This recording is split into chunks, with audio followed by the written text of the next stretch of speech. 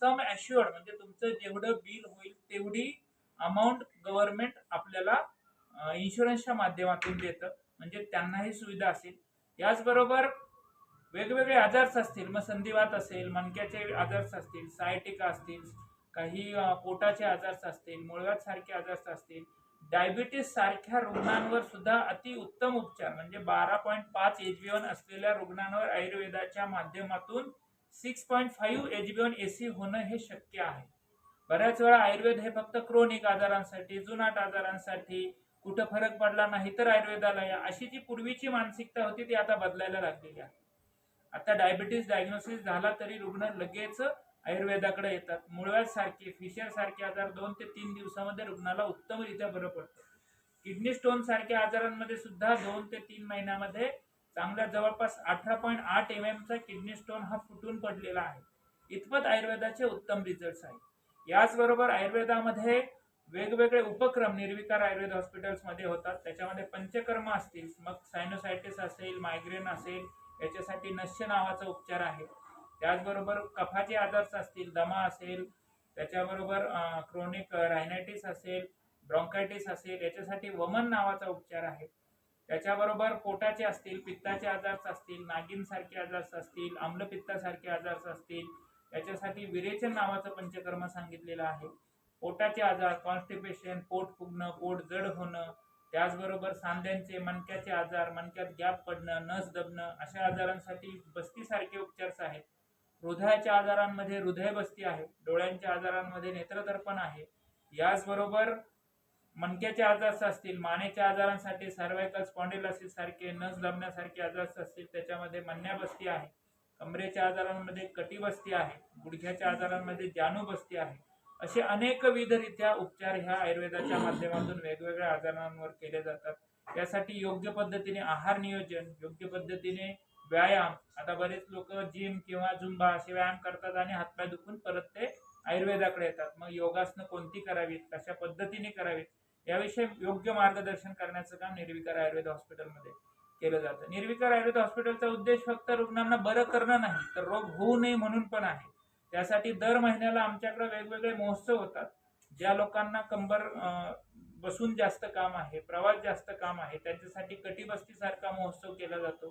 ज्यांना डोळ्याचं सतत डोळ्यांना सामोरं जावं लागतंय, म्हणजे कम्प्युटरवर काम आहे, मोबाईलवर काम आहे, अशा रुग्णांसाठी नेत्रतर्पण ही चिकित्सेचा महोत्सव आमच्याकडे केला जातो 10 दिवसांचा.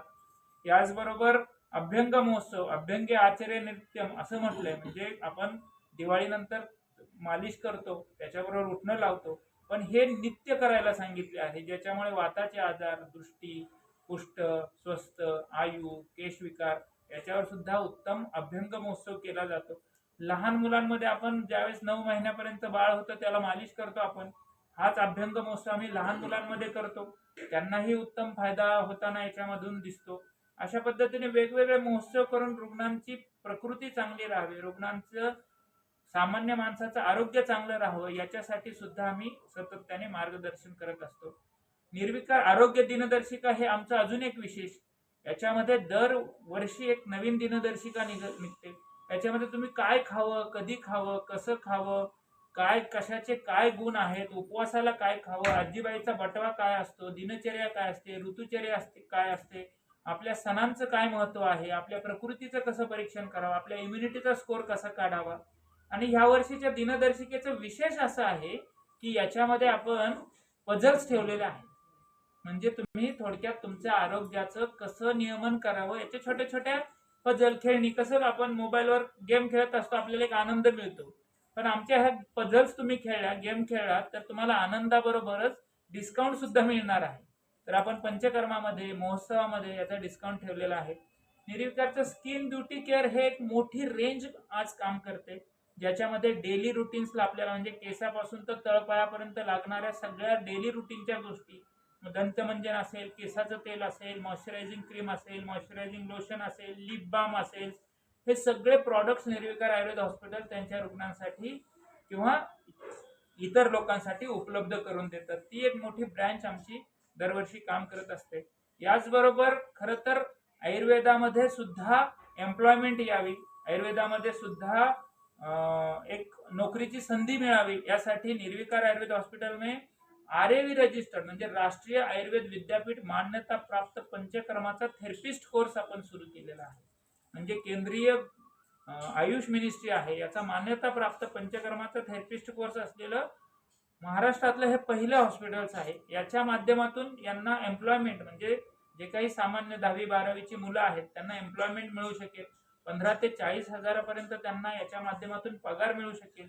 तसंच बाहेरच्या देशात सुद्धा ही मुलं जाऊन काम करू शकतील. आता मला कालची रिक्वायरमेंट आहे US मध्ये आपल्याला 15 थेरपिस्ट हवेत चांगलं इंग्लिश कम्युनिकेशन्स असलेले. म्हणजे बघा की आपण विचार करतो की बाहेरच्या देशात जायचं म्हणजे खूप मोठं शिक्षण असायला हवं, पण आयुर्वेदाच्या माध्यमातून तुम्ही जरा थोडीशी इंग्लिश कम्युनिकेशन स्किल असेल, 12वी पास जरी असाल तरी तुम्हाला हा कोर्स करून तुम्हाला बाहेरच्या देशामध्ये जाणं शक्य आहे. अशा पद्धतीने तुम्हाला या निर्विकारची जी जर्नी आहे ती जवळपास इथं 58+ स्टाफ काम करतो आणि त्याच्या माध्यमातून ही रुग्णांची सेवा दिली जाते. 7+ पंचकर्म रूम्स आहेत. ॲडमिटसाठी 15 बेड्स इथं उपलब्ध आहेत. याच पद्धतीने वेगवेगळ्या क्षेत्रात एक सामाजिक बांधिलकी म्हणून 35 हजारापेक्षा जास्त झाडं आमच्या अविरत श्रमदान या संस्थेच्या माध्यमातून आम्ही लावली आणि त्याचं संवर्धन सुद्धा केलं आणि आजही ते करत आहोत. म्हणजे सामाजिक बांधिलकी सुद्धा आपली तेवढेच महत्त्वाची आहे ज्यावेळेस आपण ही औषधं वनस्पतींची वापरत असतो त्यावेळेस. अशा पद्धतीने निर्विकार आयुर्वेद हॉस्पिटल काम करतं. याचीच एक विंग आहे जी सुख दाम्पत्य किंवा बाळकांना दाम्पत्याला सुख उपलब्ध करून देण्यासाठी वंध्यत्व निवारण याबद्दल मी मॅडमला विनंती करतो की त्यांनी याबद्दल थोडंसं सांगायचं. निर्विकार आयुर्वेद हॉस्पिटल ॲक्च्युली वंध्यत्व निवारणमध्ये खूप चांगल्या पद्धतीने काम करतं. आपण बघतो की आजकाल वंध्यत्वाचं वाढतं प्रमाण आहे किंवा स्त्रियांचे जे वेगवेगळे आजार आहेत की ज्यामध्ये PCOD आहे, ट्यूब ब्लॉक असणं आहे, OMH आहे, की या सगळ्या गोष्टींमुळे त्यांना बाळ होण्यास कुठेतरी अडथळा निर्माण होत आहे. आणि असे पेशंट जे आहेत ते बरेचदा आधुनिक उपचार घेऊन आपल्याकडे येत असतात, पण तरीही त्यांना ते पाहिजे तेवढे रिझल्ट तिथं मिळत नाहीत आणि त्या उपचार घेत असताना त्यांचा पैसा प्लस त्यांचं जे मानसिक खच्चीकरण होत असतं ते होऊ नये यासाठी निर्विकार आयुर्वेद हॉस्पिटल काम करतं. निर्विकार आयुर्वेद हॉस्पिटलमध्ये पेशंट आल्यानंतर त्याचा आपण प्रॉपर पद्धतीने स्क्रुटिनाइज करतो. त्याला प्रॉपर त्याचे हेतू काय आहेत, म्हणजे हा आजार कशामुळे झाला आहे, त्याचा आजाराचं त्याला पूर्ण एक्सप्लेनेशन दिलं जातं की ह्या आजाराची संप्राप्ती कशी घडली आणि त्याच्यावरची जे उपचार आहेत ते त्याला योग्य रीतीने सांगितले जातात, ज्यामध्ये त्याची लाईफस्टाईल मॅनेजमेंट हा सर्वात मोठा पार्ट असतो, ज्यामध्ये आपण आहार आणि व्यायामाद्वारे त्यांनाही मार्गदर्शन करतो. त्याचबरोबर गरज पडली तर औषधं आणि पंचकर्म ह्या 2 गोष्टी आपण त्यांना देतो. आणि त्याच्यामधून जे 7, 8, 9 वर्षाची प्रेग्नन्सीसाठी जे लढत आहेत अशा रुग्णांना आपण एक 8 ते 9 महिन्याचा खूप सुंदररित्या रिझल्ट आयुर्वेदाने देऊ शकतो.